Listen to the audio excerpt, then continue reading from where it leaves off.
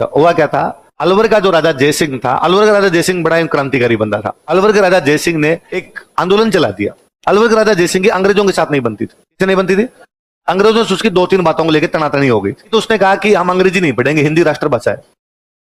हमारी राष्ट्रभाषा क्या है? हिंदी। अंग्रेजों के राज्य में तो देश की भाषा ही कौन सी थी? अंग्रेजी। उसने कहा नहीं पढ़ेंगे अंग्रेजी, अपने क्या पढ़ेंगे? हिंदी। तो एक अंग्रेजों के साथ लेके थोड़ा बहुत मन मुटाव सा उसका हो ही रखा था। फिर 1-2 कांड कर गया वो आदमी। कोई लंदन गया हुआ था, लंदन एक दिन एक कार की कंपनी में चला गया। वहां कार की कंपनी थी रोल्स रॉयस। कौन सी थी? और रोल्स रॉयस वालों के पास गया। राजा जयसिंह वो राजा था जिसने उस समय खादी के कपड़े पहने शुरू कर दिए थे। क्या पहने शुरू किए? जब तक गांधी जी इंडिया भी नहीं आए थे। गांधी जी इंडिया भी नहीं आए थे तब वो क्या पहना करता था? खादी के स्वदेशी कपड़े। हमारे कपड़े पहनेंगे, अंग्रेजों के कपड़े भी हम पहनेंगे नहीं।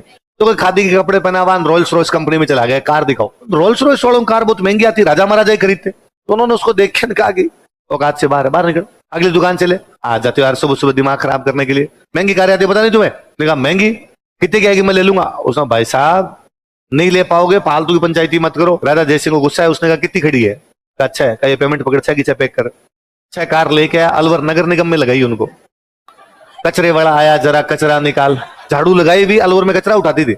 अब बेचारे रोल्स रॉयस कंपनी की बेइज्जती हो पूरी दुनिया की। पूरी दुनिया में रोल्स रॉयस कंपनी वाले किसी राजा को जाकर सर नई कार आई, ये फीचर्स देखिए, ये सर देखिए इतना स्पीड में चलती है, ये है, आप खरीदिए। और वो अगला राजा मुस्कुरा के कहता गया रोल्स रॉयस का अलवर में कचरा उठाती है वही। तो फाइनली रोल्स रॉयस वाले अलवर आए। अलवर के राजा को आगे हाथ जोड़े कि बापूड़ा या तो ढंग से चला ले, क्या हमारी वापस दे दे। फिर वो एक कार तो दे के गए फ्री में, बाकी वाले कारें उसे लेके गए। तो राजा की बंदी बंद हो गई। राजा का शिमला में घर था। तो राजा ने एक बार किसी अंग्रेज को डिनर पे बुलाया। वो अंग्रेज बेचारा शाम को कोई काम आ गया, भगवान जाने बीमार हो गया। तो उसने अपनी वाइफ को कहा कि देख राजा रानी ने अपने को डिनर पे बुलाया है, राजा रानी वेट कर रहे होंगे, मैं जा नहीं पाऊंगा, प्लीज तू चली जा। तो राजा को बुरा नहीं लगे तो वो बेचारी महिला गई डिनर के लिए। अंग्रेज महिला थी, साथ में ले गई अपना कुत्ता। चले गई। राजा जयसिंह ने कहा कुत्ते को बाहर बांध दो मैडम, आप अंदर खाना खा लो। उसने कहा नहीं है, टॉमी है।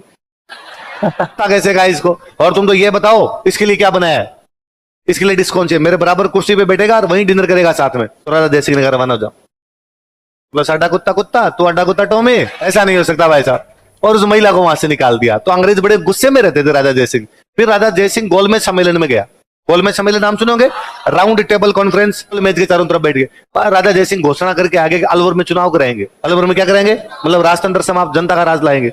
अंग्रेजों को लगा कि मान लो राजा ही चुनाव करवा गया तो भारत की जनता कहेगी लो साहब राजा ने गद्दी छोड़ दी, अंग्रेज छोड़ो। तो क्लेश चल रहे थे भयंकर वाले। इसमें राजा जयसिंह एक मामले में और आगे निकला। जब अंग्रेजों का राज था तो हमने पढ़ा था ईसाई मिशनरी लोगों को क्या बनाते? ईसाई। राजा जयसिंह ने कहा कि वे लोग जो ईसाई बन गए उनको वापस हिंदू बनाएंगे। और कहते हैं अलवर के बाहर, अलवर का जो किला था उसके बाहर एक पंडित जी बिठाए।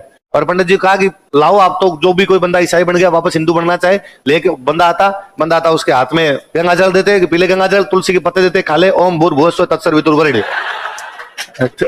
तुम आज के बाद वापस क्या हो? ये जब मूवमेंट थोड़ा आगे बढ़ाना। तो देखो मैंने आपको बताया था कि राजस्थान में ईसाई मिशनरियों का प्रभाव अधिक है। अपना ईसाई तो थे ही नहीं, आज ही नहीं दिखते तो तब तो और ही कम रहे होंगे।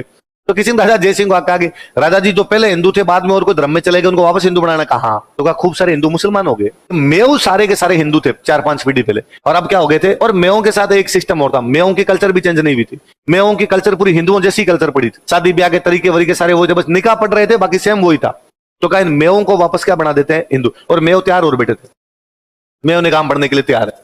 पर मेव ने राजा जयसिंह को कहा कि भाई दिक्कत दूसरी, हिंदू धर्म में समस्या एक बहुत भयंकर है। हिंदू धर्म में एग्जिट है, एंट्री नहीं है। हिंदू से मुसलमान बन सकते हो, हिंदू से ईसाई बन सकते हो, हिंदू से आप जैन बौद्ध पारसी सिख यहूदी कुछ भी बन सकते हो। कोई हिंदू कैसे बने इसकी कोई विधि नहीं है। क्योंकि मान लो यदि कोई कहे कि मैं हिंदू बनना चाहता हूं, फिर उसको कौन सी जाति में भेजेंगे?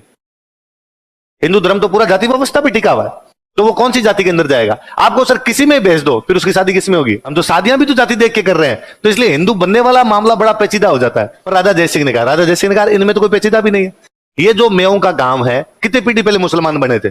5 पीढ़ी पहले मुसलमान बने। पहले तुम क्या थे? हिंदू थे। कौन सी जाति के हिंदू थे? फलानी जाति की।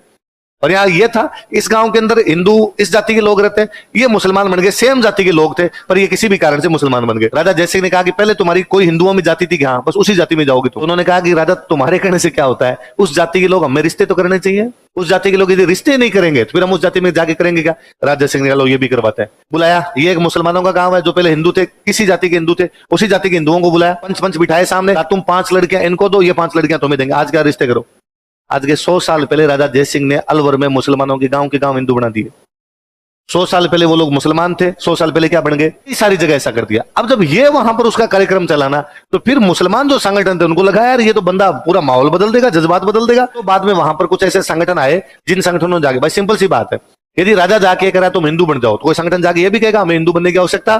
तो वो जो संगठन काम कर रहे थे वो कौन से, अब इनके नाम पढ़ो, आपको ज्यादा समझ में आएगी। क्या नाम है, अंजुमन। ऐसा संगठन जो इस्लाम की सेवा करेगा। तो सेवा कैसे होगी, जब ज्यादा से ज्यादा लोग किसमें आएंगे, इस्लाम। जाने से तो रोको कम से कम। दूसरा पढ़ो नाम, इस्लाम का प्रचार करेंगे, तबलीग करेंगे, प्रचार करेंगे। ऐसी जमात होगी जो इस्लाम का क्या करेगी, प्रचार करेगी। तो वो जाके समझा देगा भाई नहीं, अपने को हिंदू बनने की कोई भी आवश्यकता, इस्लाम की क्या क्या अच्छी बातें उनका क्या कर देंगे, प्रचार। ये जमात तो बनी राजा जयसिंह के खिलाफ थी। राजा जयसिंह वाले इस मूवमेंट के दौरान ये जमात या अलवर और यूपी वाला जो टच करता हुआ इलाका है, इसी इलाके के लिए बनी थी। अब तो बहुत बड़ा संगठन है ये। मैं तो खुद ही जब आप पढ़ने लगा तो इस जमात के बारे में पढ़ने लगा, बाकी मेरा इसका सुना हुआ बहुत पहले से। मेरे पापा की पोस्टिंग थे पाकिस्तान बॉर्डर पे रही है। वहां वो पूरा जो गांव था वो मुसलमानों का गांव, 60-70 लोगों का गांव, पूरा का पूरा 60-70 घरों का गांव। उसमें 30-35 घर तो मुसलमानों के, बाकी 30-35 सिख हिंदू सारे इकट्ठे हो रखे उसमें। वहां हमारे एक मस्जिद हुआ करती, तो हम कई बार देखते कि अब वो हमारे गांव वाले जितने मुसलमान थे वो थे सारे सिंधी। कौन से मुसलमान, सिंध के मुसलमान थे वो। तो वो भाषा भी पूरी सिंधी बोला करते, सिंधी भाषा बोला करते। तो वहां हम कई बार देखते कि हमारी मस्जिद थी, छोटी सी मस्जिद थी गांव के अंदर, उस मस्जिद में कई बार बाहर के लोग आए हुए रहते। तो पापा से पूछते कि बाबा ये मस्जिद में आजकल बाहर से कौन आ गए, या हमारे जो मुस्लिम दोस्त हैं उनसे पूछते कि आजकल ये कौन आ रखे, कि जमात आई हुई है। क्या है ये, तो मैं को तीसरी चौथी में पढ़ता था तब से जानता हूं कि जमात नाम का संगठन होता है, वो मस्जिदों के अंदर जाता है। हम पूछते कि भाई क्या करने हैं, कि है ना इस्लाम की शिक्षा देते हैं। तो हमें ये पता था कि आगे पढ़ाते होंगे, यहाँ पर कुछ ना कुछ बताते होंगे। फिर हम कई बार हमारे साथ वाले कोई होते तो उनको कई बार 10 दिन कोई साथ वाला दिखाई नहीं, क्रिकेट खेलने नहीं आया, तो हम उसको पूछते अरे कहाँ चला गया था, क्रिकेट खेलने आया नहीं। तो वो कहता मैं जमात में गया था। उस गांव के भी 10 लोग बाद में कहीं पर जाते अलग अलग प्रचार करने। तो मुझे याद है एक बार वो कुछ जमात वाले भैया थे, हम क्रिकेट खेल रहे थे, तो हमारे साथ आगे किधर क्रिकेट खेले आते टाइम उन्होंने मुझे कहा यार तू जो भाषा बोलता है ना ये मेरे समझ आती है, तुम्हारे वाले मुसलमान जो बोलते हैं ना ये मेरे समझ नहीं है। मेरे पापा को बताया घर पे कि वो जमात वाले एक भैया आए थे, उन्होंने मेरे कहा कि तेरी भाषा समझ में आती है और जो मुसलमान बोलते हैं समझ में नहीं आती, जबकि वो भैया तो खुद ही मुसलमान है ना। तो पापा ने वापस कहा कि देख भाषा है ना धर्म पे नहीं होती, भाषा क्षेत्र पे होती है। अपनी जो भाषा ये है बागड़ी, कौन सी है, गंगाधरगढ़ मानगढ़ वाली जो भाषा वो बागड़ी, पंजाबी मिक्स बागड़ी है, ये हिंदी जैसी सी है। इसलिए ये जो जितने लोग आते हैं ये सारे यूपी के हैं, जमात वाले ज्यादातर। इसलिए यूपी वालों की भाषा कौन सी, हिंदी, समझ में आ जाती है। अपने वाले मुसलमान बोलते हैं सिंधी, अपने को नहीं आती तो इनको तो कहां से आएगी, अपने इतने सालों से बीच में रह रहे हैं, अपने भी अब इतने सालों से रह रहे हैं, इसलिए अपने को पता है भाई ये क्या बोल रहे हैं। अब जैसे वो दूध को बोलते खीर, दूध क्या बोलते, प्याज को बोलते बसर, लहसुन को बोलते थुम, हल्दी को बोलते बसा, कटोरी को बोलते मुंगरी, सबसे भयंकर तो महिलाओं को बोलते जाड़। दी जाड़ है, ओ दी जाड़ है, ओ दी जाड़ है, आसान जैन तुसान जैन, वैसे वो सिंधी बोलते पूरा अलग ही एकदम। तो हम कई साल तक वहां रहे तो सीख गए धीरे धीरे, हाँ यार ये शब्द है, ये शब्द है। तो उनका यार कैसे समझ में आएगी। तो मेरे अब जब मैं पढ़ने लगा तो मुझे समझ में आएगा, अच्छा। तो पापा कहते थे यूपी साइड के लोग आते हैं, तो ये जमात बना इस क्षेत्र का था। इस क्षेत्र में क्यों बना कि राजा जयसिंह इस प्रकार के मामले कर गया था। आई बात समझ में।